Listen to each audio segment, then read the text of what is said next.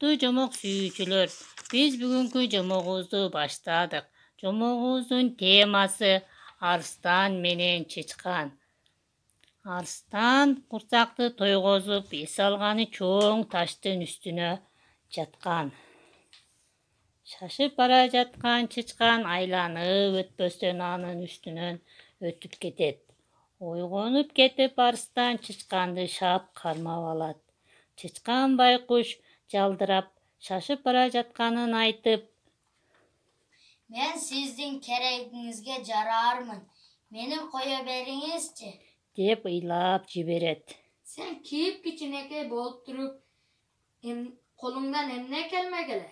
деди да, ток болуп турганбы айтор, боору оорудубу кое берип жиберет. Бир күнү аңчылар арстанды капканга түшүрүп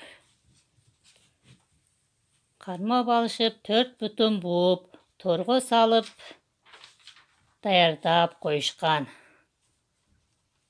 Аны чычкан көрүп, арстандын бутундагы торду кырчып, үзүп, арстанды качырып жиберет. Арстан колунан эмне келет эле деп айткан сөзүнө уялып, чычканга ичинен ыраазы болот.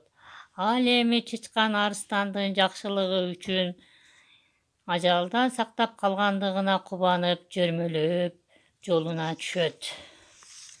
Жомокко катышуучулар: Чычкан Марат, Арстан Мыктыбек, ал эми мергенчи Марат.